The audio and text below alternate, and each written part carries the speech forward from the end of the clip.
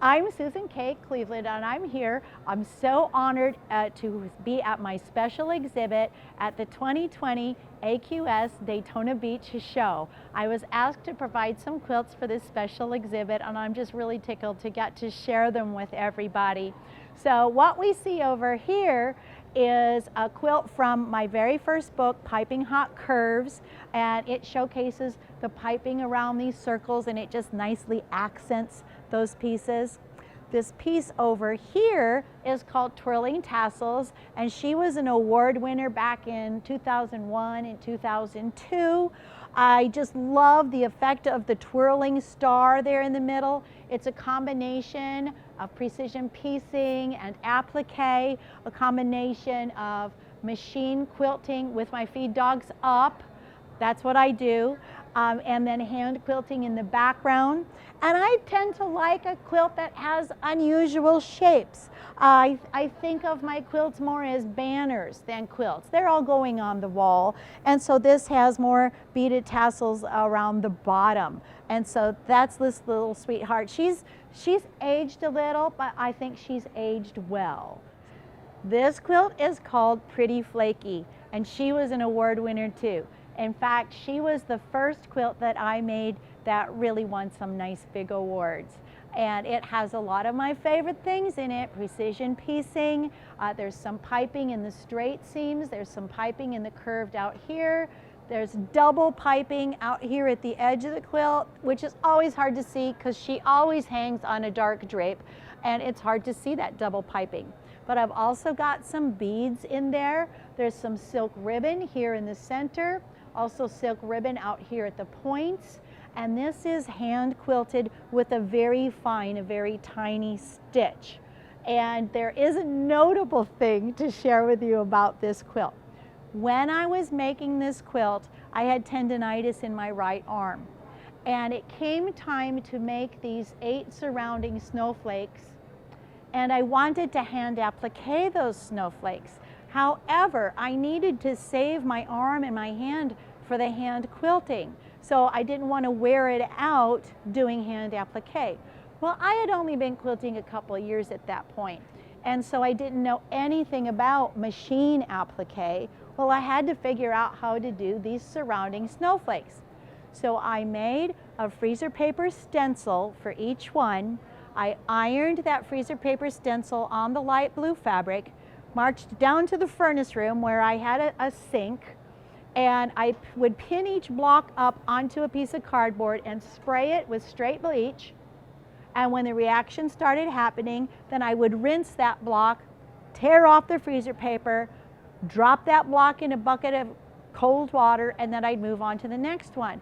Well, I was explaining this process to some quilters many years after I had made this quilt. And one quilter raised her hand. She had a question, and she asked me, "Do you mean to tell me that you sprayed straight bleach on your fabrics?" And for some reason, I thought she was concerned for my health. And so I said to her, I said, "Not to worry about me." I said, "I wore a mask to minimize the brain damage." And this lady who I had never met before said to me, "Oh, too late." This is Psychedelic Bigbang. And I did things a little bit in an unusual way on this quilt.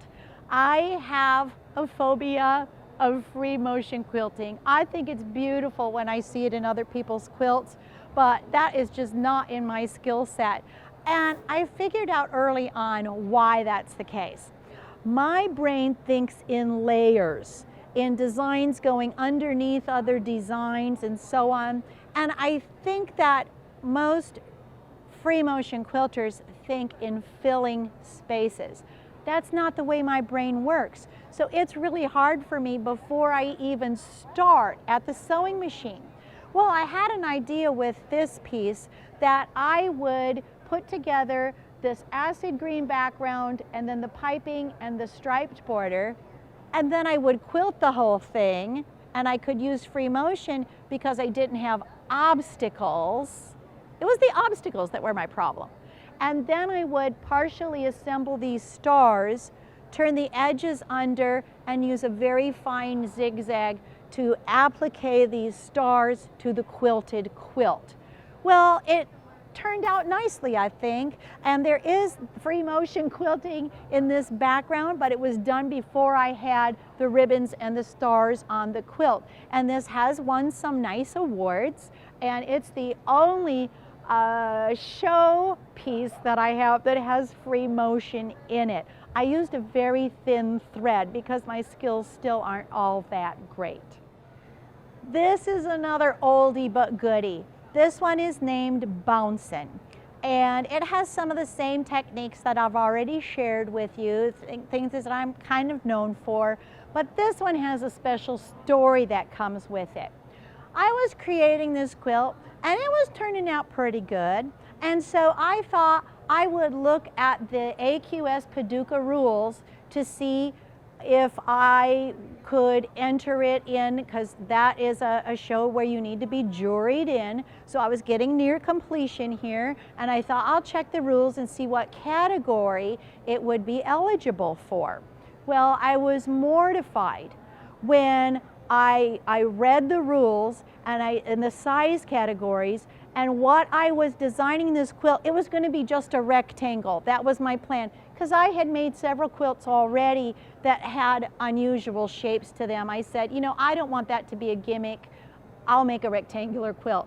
Well, I was mortified when I read the category rules, and what I was making was too wide for small wall quilt, but it was too short for small. It was too short for large wall quilt. That's what it was. And so when I ranted and raved and I told my husband all about this, he said to me, "Hun," he said, "you have crap at the bottom of lots of your quilts.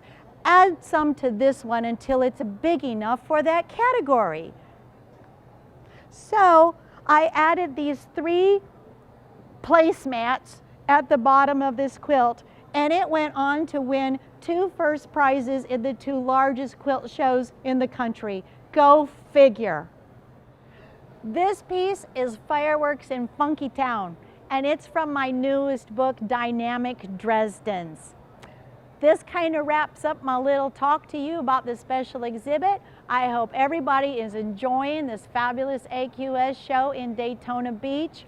I'm really anxious to get out there and see everything myself. So thank you all for visiting. I'm Susan Cleveland. You can see more of my work at piecesbewithyou.com.